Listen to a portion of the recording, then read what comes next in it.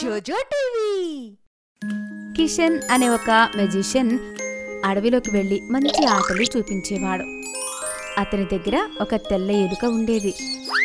దాని నాట్యం ఇంకా మ్యాజిక్ చూసి జనాలు ఆకర్షించి అక్కడికి ఆ ఆట చూడ్డానికి వచ్చేవారు. ఒకరోజు ఎలుక ఆట పూర్తయ్యేటప్పుడు మెజిషియన్తో ఇలా అంటుంది, నా ఆరోగ్యం ఏమీ బాలేదు, నేను ఇంకా ఆట ఆడలేను, నాకు కొంత విశ్రాంతి కావాలి. మెజిషియన్ దాని మాటలు వింటాడు. ఇంకా దానికి విశ్రాంతి తీసుకోమని చెప్తాడు. మరుసటి రోజు ఎలుక మంచం మీద నుంచి లేవదు.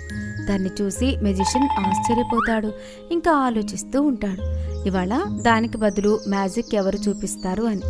అతను గ్రామ వాళ్ళని అడిగి ఒక ముసలావిడ దగ్గరికి వెళ్తాడు. తను ఆ గ్రామానికి వైద్యురాలు. ఆమె దగ్గర అన్ని పక్షులు, జంతువులు ఇంకా మనుషుల కోసం మందులు ఉంటాయి. మెజిషియన్ ఆవిడ దగ్గరికి వెళ్ళి జరిగిందంతా ఆమెకు చెప్తాడు. అరెరే, ఏమీ పర్వాలేదు, దీనికి కాస్త జ్వరంగా ఉంది, కొంచెం తక్కువ పని చేయించు నీ ఎలుకతో. ఎలాంటి పరిస్థితికి తీసుకొచ్చావు? 1-2 రోజులు విశ్రాంతి తీసుకునివ్వు, ఈ మందు ఇవ్వు, తగ్గిపోతుంది. ఎంత జాగ్రత్తగా చూసుకోవాలంటే ఇక 2 రోజుల వరకు ఇది ఎలాంటి మ్యాజిక్ చూపించదు. ఇంకా నువ్వు కూడా విశ్రాంతి తీసుకో. బాబు, ఎన్ని రోజులు ఈ పని చేస్తూ ఉంటావు? ముందుగా నేను చెప్పినట్టు నువ్వు ఎలుక విశ్రాంతి తీసుకోండి. మెజిషియన్ ఆ ముసలావిడ మాటలు వింటాడు. ఇంకా తనకి డబ్బులు ఇవ్వబోతాడు. అప్పుడు ముసలావిడ ఇలా అంటుంది, ఏమీ పర్వాలేదు, ఈ డబ్బులు నీ దగ్గరే పెట్టుకో. 2 రోజుల తర్వాత దీనికి బాగైన తర్వాత నా దగ్గరికి రండి. నాకు మీ ఇద్దరితో చాలా ముఖ్యమైన పని ఉంది. ఒకవేళ ఆ పని అయితే నేనే మీకు డబ్బులు ఇస్తాను. అర్థమైందా? మెజిషియన్ తన ఎలుకను తీసుకుని ఇంటికి తిరిగి వెళ్తాడు. 2 రోజులకు బదులు 3 రోజులు బాగా విశ్రాంతి తీసుకుంటారు. మంచి భోజనం తయారు చేసుకుని తింటారు.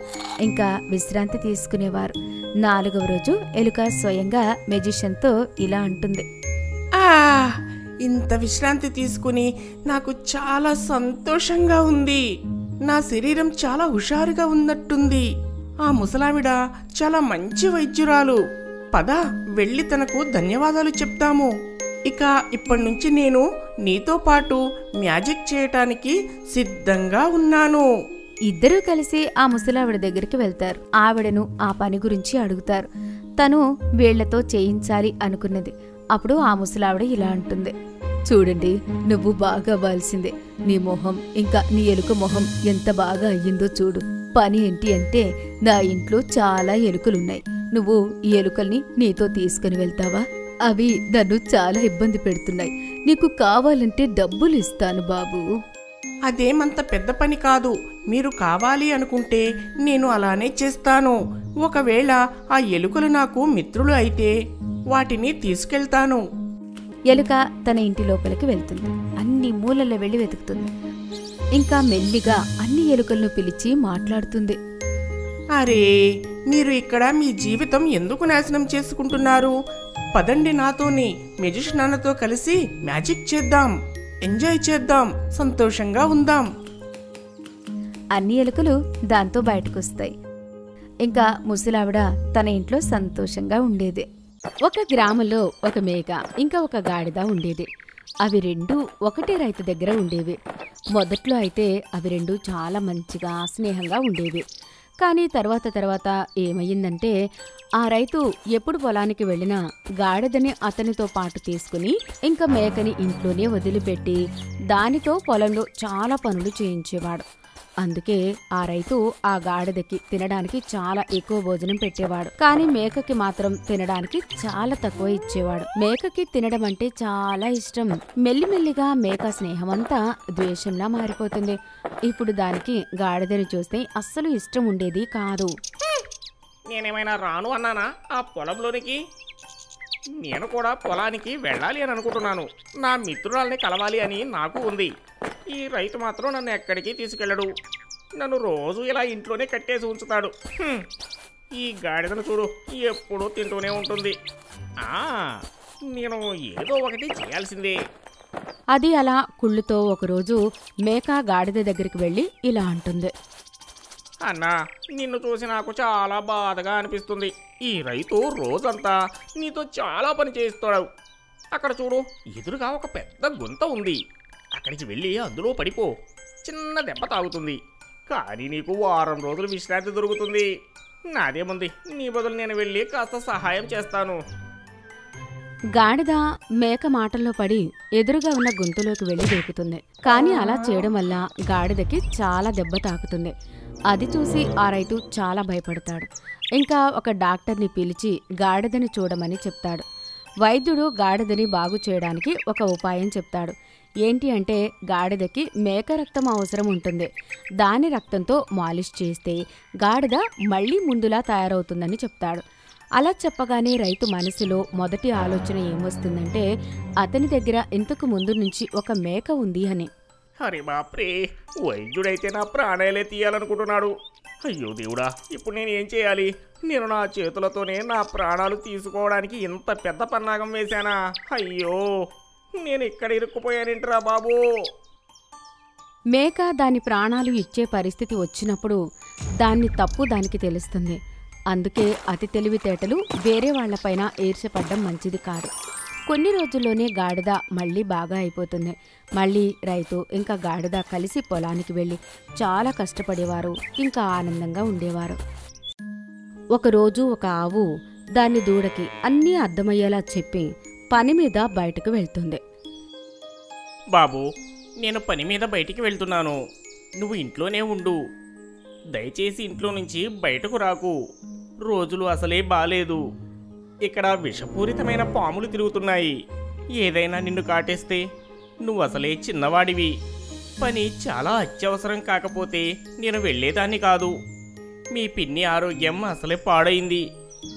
నేను తను ఎలా ఉందో కనుక్కొని వేరే గ్రామానికి వెళ్ళాలి. నువ్వు నాకు ప్రమాణం చెయ్యి, ఇంటి నుంచి అస్సలు బయటకు రానని. అమ్మా, నేను ప్రమాణం చేస్తున్నాను. నేను ఇంటి నుంచి అస్సలు బయటికి రాను. ఆవు వాళ్ళ అక్కని కలవడానికి వెళ్తుంది. వెనుక నుంచి దూడ చాలాసేపు ఎదురు చూసిన తర్వాత ఆవు దూడ బయటికి వెళ్ళాలి అని అనుకుంటుంది. అమ్మ ఇంకా ఇంటికి రాలేదు. నేను కాసేపు బయట నిలబడతానంతే. ఎట్టు బయటికి నేను అస్సలు వెళ్ళను. ఆవు దూడ బయట చల్లగా గాలి పీలుస్తూ ఉంటుంది. అప్పుడే దానికి ఎదురుగా ఉన్న తోట కనిపిస్తుంది. అక్కడ చాలా అందమైన జామకాయలు కాసి ఉంటాయి.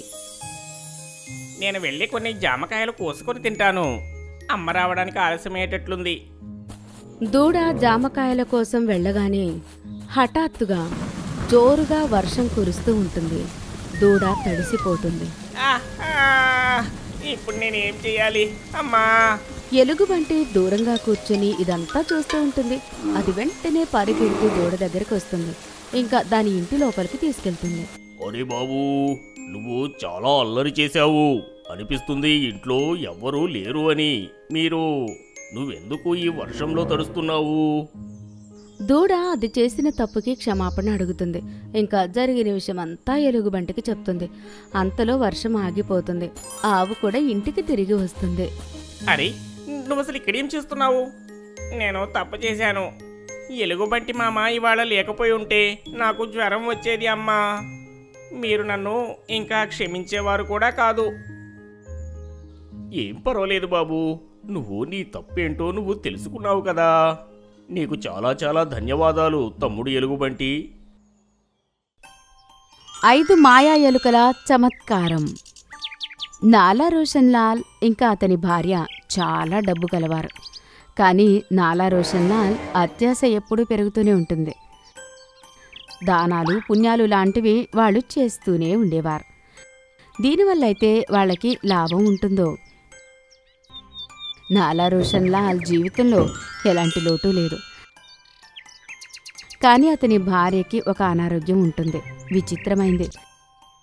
అందుకే తను ఏ విషయమైనా 5 సార్లు చెప్పేదే. ఒకరోజు నాలా చాలా పెద్ద యజ్ఞం జరిపిస్తాడు. ఇంకా చాలా పెద్ద పెద్ద పండితులను పురోహితులను పిలుస్తాడు. పండితుడు పూజ మొదలు పెడతాడు.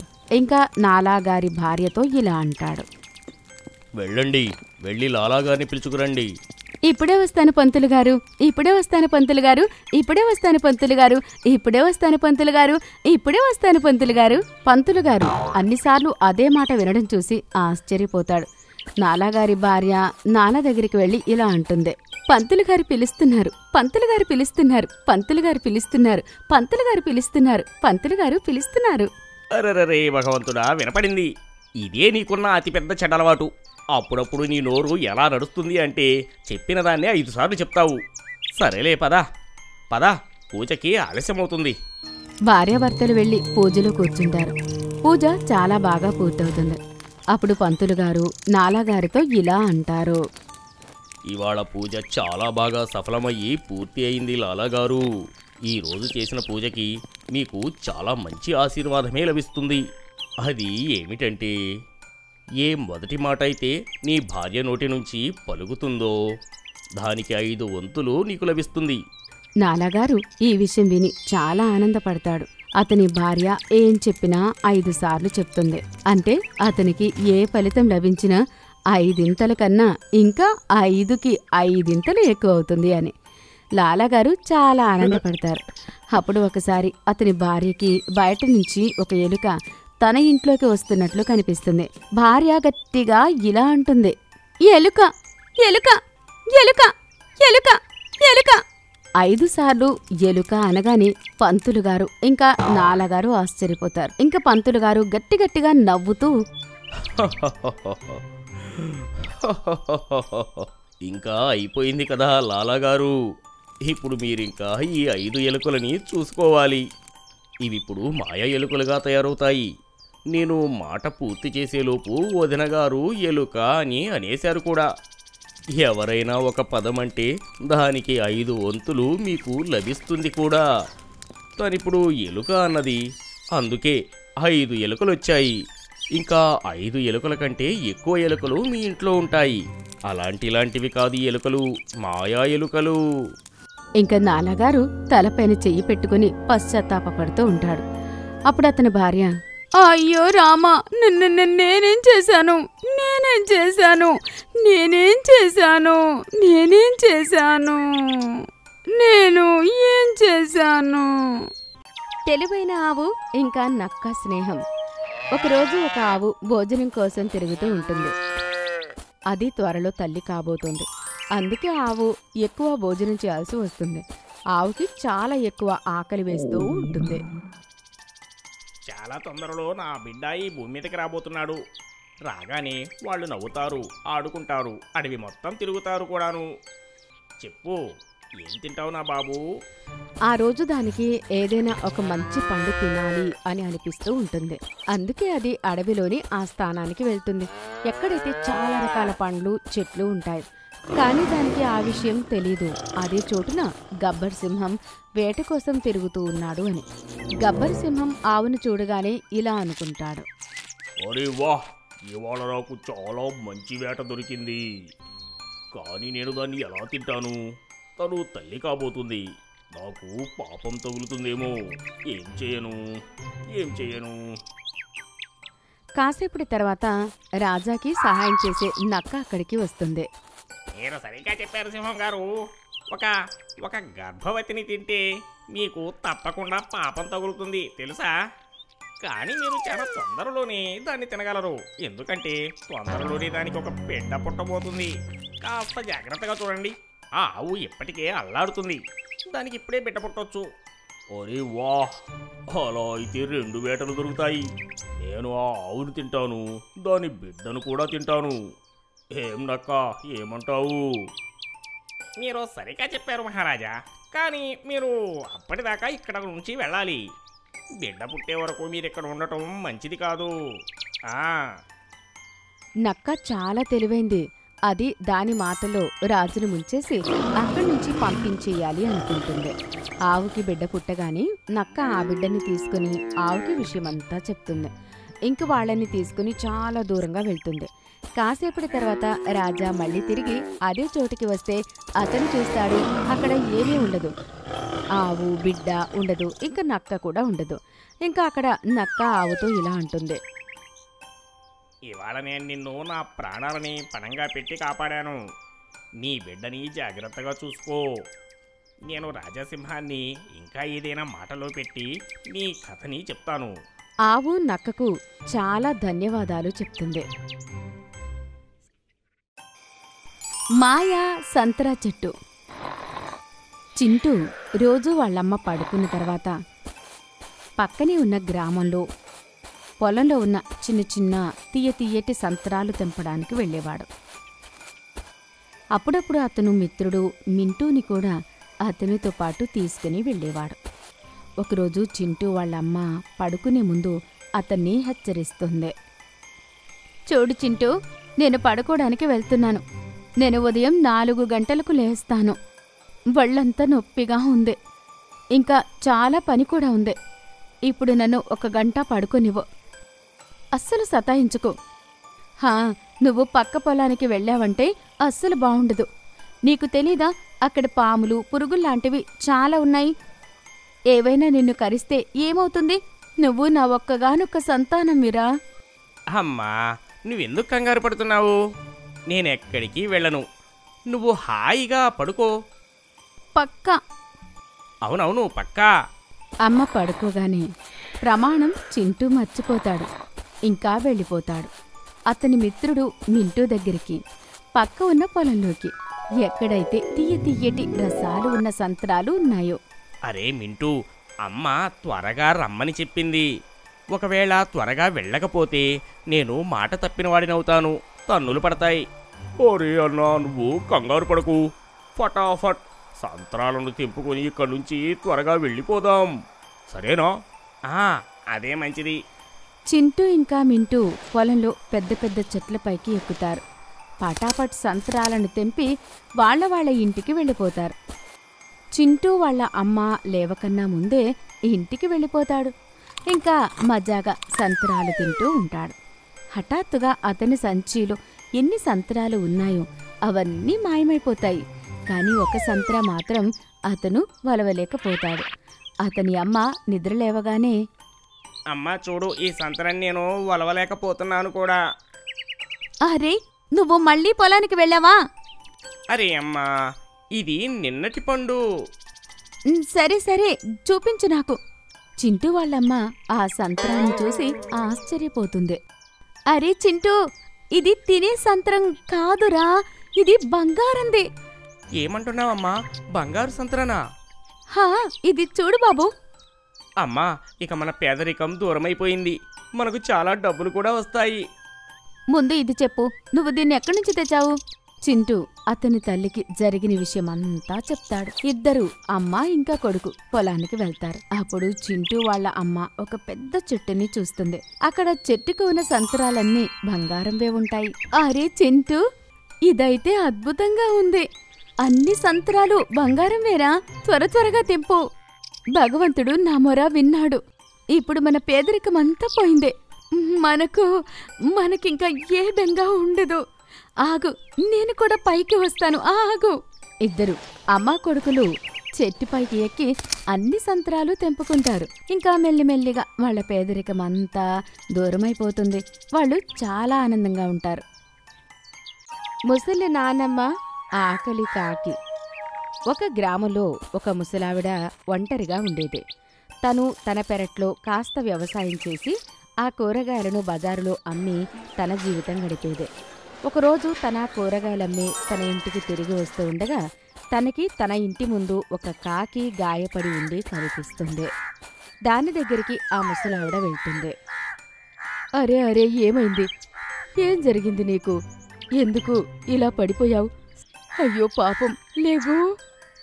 అలా చెప్పి ఆ ముసలావిడ కాకిని ఎత్తుకుని తన ఇంట్లోకి తీసుకుని వెళ్తుంది. ఆ కాకి దెబ్బకి మందు రాస్తుంది. దానికి తినడానికి రొట్టె, తాగడానికి నీళ్లు ఇస్తుంది. నీళ్లు తాగిన వెంటనే దానికి స్పృహ వస్తుంది. స్పృహ రాగానే కాకి దాని తోక ఊపుతూ ముసలావిడికి ధన్యవాదాలు చెప్పుకుంటుంది. నువ్వు కంగారు పడుకో, నీ దెబ్బ త్వరలోనే నయమవుతుంది. ఇంక నువ్వు చక్కగా ఎగురుతావు. 3-4 రోజులు ఆ ముసలావిడ కాకికి బాగా సేవ చేస్తుంది. ఒకరోజు ఉదయం ఆ ముసలావిడ నిద్ర లేచి చూసేసరికి అక్కడ ఆ కాకి ఉండదు. అరే, ఈ కాకి ఎక్కడికి పోయింది? కొంపతీసి దీన్ని పిల్లెత్తుకెళ్ళలేదు కదా. అప్పుడే ముసలావిడకి తన వాకిట్లో ఉన్న చెట్టు పైన కావు కావని అరుపు వినిపిస్తుంది. ముసలావిడ చూసేసరికి కాకి చాలా బాగా అయిపోతుంది. ఇంకా చెట్టు మీద కూర్చుని కావు కావు అంటూ ఉంటుంది. అచ్చా, ఇప్పుడు నువ్వు బాగైపోయావు. అయితే నువ్వు ఎక్కడికైనా చక్కగా ఎగరగలుగుతావు. ముసలావిడ అలా అనగానే అది ఎగురుకుంటూ వచ్చి ముసలావిడ ముందు కూర్చొని ఇలా అంటుంది. లేదమ్మా, నేను ఎక్కడికి వెళ్ళను. నేను మీతో పాటే ఉంటాను. అరే, నువ్వు మాట్లాడగలవా? అవునమ్మా, నేను మాట్లాడగలను. అప్పటి నుంచి కాకి ఆ ముసలావిడతోనే ఉంటూ ఉంటుంది. ఒకరోజు కాకి బయట నుంచి ఇంటికి వచ్చి చూసేసరికి ముసలావిడ అనారోగ్యంతో పడి ఉంటుంది. తనకి చాలా జ్వరంగా ఉంటుంది. ఆ నొప్పితో తను పడుకుని అరుస్తూ ఉంటుంది. కాకి మెల్లిగా తను కాళ్లతో నీళ్లను తెచ్చి ముసలావిడకు తాగిస్తుంది. నీళ్లు తాగిన వెంటనే ముసలావిడకి స్పృహ వస్తుంది. అప్పుడు కాకి ఇలా అంటుంది. మీరు కంగారు పడకండి, నేను ఇప్పుడే వెళ్ళి డాక్టర్ని తీసుకొస్తాను.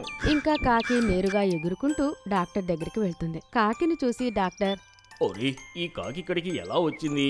పంపించేది దీన్ని. అప్పుడు కాకి డాక్టర్ గడియారం తీసుకుని అక్కడి నుంచి ఎగిరిపోతూ ఉంటుంది. ఆ గడియారం చాలా ఖరీదైంది. అందుకే డాక్టర్ ఇంకా అతని పనివాడు కాకి వెనకాలే పట్టుకోండి అంటూ పరిగెడుతూ ఉంటారు. కాకి ఎగురుతూ ఎగురుతూ ముసలావిడ గుడిసె దగ్గరికి వచ్చి లోపలికి వెళ్తుంది. డాక్టర్ ఇంకా తన పనివాడు గుడిసె లోపలికి రాగానే ముసలావిడ అనారోగ్యంతో ఉండడం చూసి, అవునా, అయితే కాకి మహారాజా ఇదే విషయం. మమ్మల్ని ఇక్కడికి ఇందుకే తీసుకొచ్చారా? డాక్టర్ అలా అనగానే కాకి గడియారం డాక్టర్కి ఇచ్చేస్తుంది. తర్వాత డాక్టర్ ముసలావిని చూసి తనని అతని హాస్పిటల్కి తీసుకుని వెళ్తాడు. అక్కడ తనకి బాగా వైద్యం చేస్తాడు. కొద్ది రోజులు మంచి వైద్యం దొరికిన కారణంగా ముసలావిడ మళ్ళీ బాగా అయిపోతుంది. ఇవాళ నీ కారణంగానే బ్రతికి ఉన్నాను, నీకు చాలా ధన్యవాదాలు. అలా చెప్తూ ఆ ముసలావిడ కాకి తలపైన ప్రేమగా నిమురుతుంది. ప్రేమగా తల మీద అలా నిమిరిన వెంటనే ఆ కాకి ఒక మనిషిలా మారిపోతుంది. అది చూసి ఆ ముసలావిడ ఆశ్చర్యపోతుంది. అమ్మా, నాకు ఒక ఋషి శాపం వల్ల ఇలా జరిగింది. నేను కాకిగా మారాను. నేను ఏదైనా మంచి పని చేస్తే, ఎవరైనా నా తలపై నిమిరితే నేను నా నిజ రూపానికి వస్తాను అని. ఇవాటి నుంచి నువ్వే మా అమ్మవి, నేనే నీ కొడుకుని.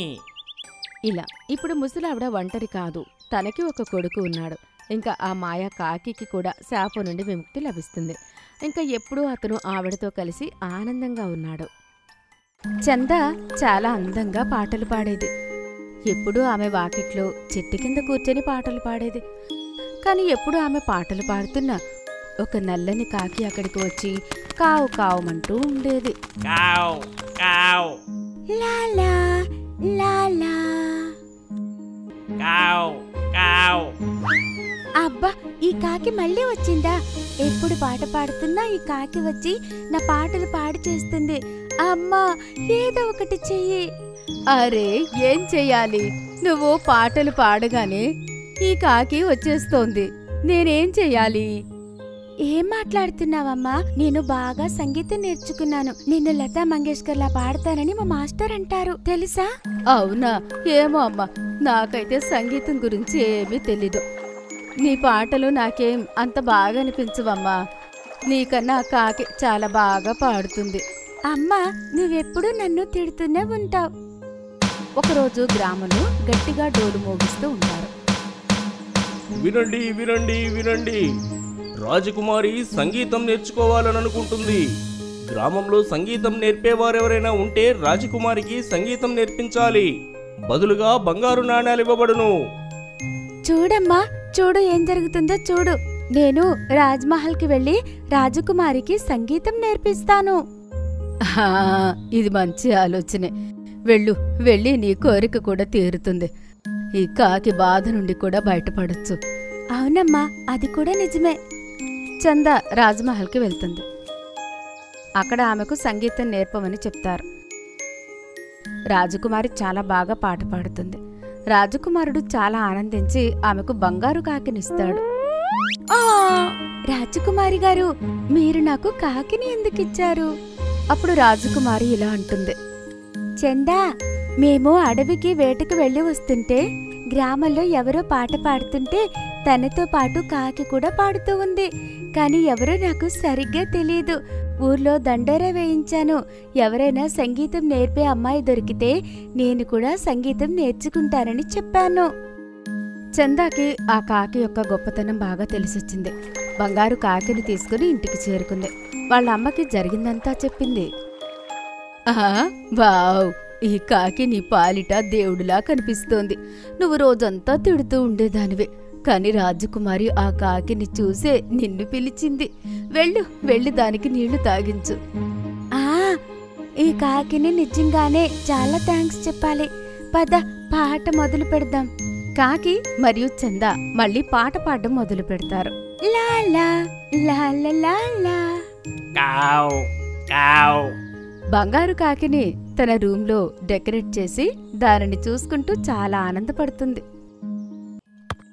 మాయా కుక్క బొమ్మ ఇంకా సింహం. రాజు దగ్గర టామీ అనే ఒక అందమైన కుక్క ఉండేది. దాని దగ్గర ఒక అందమైన బాలు ఉండేది. ఆ కుక్క ఎప్పుడూ ఆ బాల్తోనే ఆడుకునేది. రాజుకి తన కుక్క అంటే చాలా ఇష్టం. ఒకరోజు అందరూ ఏమనుకుంటారంటే వాళ్ళు అక్కడ ఒక సింహాన్ని చూశారని, అది అడవిలో నుండి పారిపోయి గ్రామానికి వచ్చింది అని. అందరూ వాళ్ళ జంతువులని ఇంటి లోపల పెట్టుకోవడం మొదలుపెట్టారు. వాళ్ళు అనుకోలేదు వాళ్ళ జంతువులని సింహం తినాలి అని. రాజు వాళ్ళ అమ్మ రాజుకి అర్థమయ్యేలా చెప్తుంది. బాబూ, రాజు వినలేదా నువ్వు ఈ విషయం? అడవి నుంచి ఒక సింహం వచ్చిందట. అది నీ టామీని తినేస్తుంది. ముందు త్వరగా దీన్ని లోపలికి తీసుకువెళ్ళి దాచిపెట్టు. రాజు అతని కుక్కని ఇంటి లోపల పెట్టుకుంటాడు. కొన్ని రోజుల తర్వాత గ్రామం మళ్లీ ముందుగా మామూలుగా మారిపోతుంది. అందరూ మర్చిపోతారు గ్రామంలో ఒక భయంకరమైన సింహం తిరుగుతోందని. ఒకరోజు టామీ వాకిట్లో బాలాడుతూ ఉంటుంది. అప్పుడే హఠాత్తుగా అక్కడికి సింహం వస్తుంది. ఇంకా టామీ ఆడుకోవడం చూస్తుంది. వావ్, ఈ బాల్ ఎంత అందంగా ఉంది. ఇవాళ నేను ఈ బాల్ని అడవిలోకి తీసుకుని వెళ్తాను. సింహం తనపైన దాడి చేసి ఆ బాల్ని తీసుకుని అడవి వైపుకు పరిగెడుతూ ఉంటుంది. టామీ దాని వెనకాల పరిగెడుతూ ఉంటుంది. టామీ పరిగెత్తడం చూసి రాజు కూడా దాని వెనకాల పరిగెడుతూ ఉంటాడు. అరే ఆగు టామ్, నువ్వు ఎక్కడికి పరిగెడుతున్నావు? అది చాలా భయంకరమైన సింహం. ఆగు ఆగు. కానీ టామీ కూడా ఆగనే ఆగదు. అది సింహంతో పాటు అడవికి వెళ్ళిపోతుంది. రాజు వాళ్ళమ్మ రాజు వెనకాల పరిగెడుతూ వస్తుంది. అరే, నువ్వు ఎక్కడికి వెళ్తున్నావు? ఆగు. అరే బాబూ, రాజు బాబు, నువ్వు అడవికి వెళ్లాలని లేదు కదా. పద, ఇంటికి పద. అయ్యో భగవంతుడా, ఈ కుక్క మాయలో పడి నువ్వు పిచ్చోడు అయిపోతున్నావు. రాజు గట్టిగా ఏడుస్తుంటాడు. టామ్ వెళ్ళిపోయింది. ఇప్పుడు నేను ఏం చెయ్యాలి? అరే, నువ్వు బాధపడుకో. ఆ బాల్ తీసుకుని వచ్చేస్తుంది. బాధపడుకు నాన్నా. చాలా రోజులు గడిచిపోయాయి. కానీ టామీ మాత్రం తిరిగి రాదు. ఒకరోజు ఉదయాన్నే రాజు వాళ్ళ అమ్మకి బట్టలు ఉతకడానికి సహాయం చేస్తూ ఉంటాడు. వాళ్ళ అమ్మ బట్టలు ఉతుకుతూ ఉంటుంది. ఇంకా రాజు వాటిని ఆరేస్తూ ఉంటాడు. హఠాత్తుగా అతనికి టామీ కనిపిస్తుంది. టామీ నోట్లో అదే బాల్ ఉంటుంది. దేంతో అయితే అది ఎప్పుడూ ఆడుకుంటూ ఉండేది. రాజు టామీని చూసి చాలా ఆనందపడతాడు. అమ్మా చూడు, టామ్ వచ్చింది. కుక్క వెంటనే పరిగెడుతూ రాజు దగ్గరికి వెళ్తుంది. ఇంకా గట్టిగా హత్తుకుంటుంది. ఇంకా మళ్ళీ రాజు ఇంకా టామీ కలిసి ఆనందంగా ఉంటారు. ఎందుకంటే చాలా కష్టపడి టామీ దాని బొమ్మని కాపాడుకుని వచ్చింది. ముసలి బంగారు గుడ్లు. నదిలో చాలా ముసలులు ఉండేవి. అదే నదిలో ఒక జలకన్య కూడా ఉండేది. ముసలి జలకన్యని బాగా చూసుకునేది. జలకన్యకి ఎలాంటి ఇబ్బంది రాకుండా చూసుకునేది. జలకన్యలు కూడా అలానే ఉండేవి. ఎవరి వల్ల ముసళ్లకు ఎలాంటి ఇబ్బంది రాకుండా చూసుకుంటూ ఉండేవి. ఒకరోజు ఒక చిన్న ముసలి దాని తల్లితో పాటు కూర్చొని ఉంటుంది. దాని తల్లి గుడ్లు పెడుతూ ఉంటుంది. కానీ తల్లి చాలా బాధపడుతూ ఉంటుంది. అది చూసి ఆ చిన్న ముసలి తల్లితో ఇలా అంటుంది. అమ్మా, ఏమైంది? ఎందుకు నువ్వు బాధపడుతున్నావు? ఈ గుడ్ల నుంచి నాకు తమ్ముడు లేదా చెల్లి వస్తారు కదా. గర్భవతి ముసలి దాని బిడ్డతో ఇలా అంటుంది. అవును బాబు, నువ్వు సరిగ్గా చెప్తున్నావు. కానీ రోజు రోజుకి నాకు కంగారు పెరిగిపోతూ ఉంటుంది. ఈ అడవిలో రోజు ఏదో ఒక కొత్త ప్రమాదాలు జరుగుతూనే ఉంటాయి. మన గుడ్లు విరిగిపోతే, ఎవరైనా మనపైన దాడి చేస్తే, మన గుడ్లు ఎవరైనా దొంగతనం చేస్తే మన పరిస్థితి ఏమవుతుంది చెప్పు. నేను నీళ్లలో ఉండలేకపోతున్నాను, బయట ఉండలేకపోతున్నాను. ఇప్పుడు భగవంతుడు ఏదో ఒక చమత్కారం చేయాలి. నేను ప్రతిసారి నా పిల్లల్ని పోగొట్టుకోలేను. పోయిన 2 సార్లు నుంచి నా గుడ్లు ఎవరో ఒకరు వేటాడి తిని వెళ్ళిపోతున్నారు. తల్లి బిడ్డలు మాట్లాడుకుంటూ ఉండగా నీటి లోపల ఉన్న జలకన్య వాళ్ళ మాటలు వింటుంది. ఇంకా వెంటనే నీటిలో నుండి బయటకు వచ్చి, అరే అరే, ఇంత పెద్ద విషయం నువ్వు నాకు ఎందుకు చెప్పలేదు? ఇది ఎప్పుడు జరిగింది? ఇంకా ఎలా జరిగింది? మా జలకన్యలం ఈ నదిలో ఉన్నంత వరకు మీ ముసళ్లకు ఎలాంటి ఇబ్బంది రాకూడదు. నువ్వు అస్సలు భయపడాల్సిన అవసరం లేదు. నేను మాయతో నీ గుడ్ల రంగుని మార్చేస్తాను. ఇవి బంగారు దృఢమైన గుడ్లలా మారుతాయి. వీటిని ఎత్తడం చాలా కష్టం. ఇంకా వీటి సమయం వచ్చిన వెంటనే గుడ్లలో నుండి పిల్లలు బయటికి వస్తాయి సురక్షితంగా. నువ్వు కంగారు పడకు. నిజంగానా? నిజంగా నీ దగ్గర అలా మాయ ఉందా జలకన్య? అలా ముసలి జలకన్యని అడుగుతుంది. అప్పుడు ఆ జలకన్య, హా అవును, ఒకవేళ నువ్వు నాకు ముందే చెప్పి ఉంటే 2 సార్లు నీకు జరిగిన ఇబ్బంది జరగకుండా ఉండేది. అప్పుడు ముసలి దాని గుడ్లని జలకన్యకు చూపిస్తుంది. ఆ జలకన్య దాని కర్ర తిప్పిన వెంటనే ఆ గుడ్లు బంగారంలా మారిపోతాయి. ఇంకా అవి ఎంత బరువుగా అవుతాయంటే వాటిని ఎత్తడం చాలా కష్టం. ఇప్పుడు హాయిగా ముసలి ఇంకా దాని బిడ్డ నీటిలో తిరగడం మొదలుపెట్టాయి. కొన్ని రోజుల తర్వాత ఆ గుడ్లు పగిలాయి. ఇంకా పిల్లలు బయటకు వచ్చాయి. తల్లి ముసలి చాలా ఆనందంగా ఉంటుంది. ఇంకా దాని కొడుకు కూడా చాలా ఆనందంగా ఉంటాడు. వావ్, నా తమ్ముడు చెల్లి చాలా అందంగా కనిపిస్తున్నారు. అమ్మా, మనం జలకన్యకు ధన్యవాదాలు చెప్పుకోవాలి. హా, నువ్వు సరిగ్గా చెప్పావు. ముసలి ఆ జలకన్యకి ధన్యవాదాలు చెప్తుంది. ఇంకా దాని పిల్లలతో ఆనందంగా ఉంటుంది.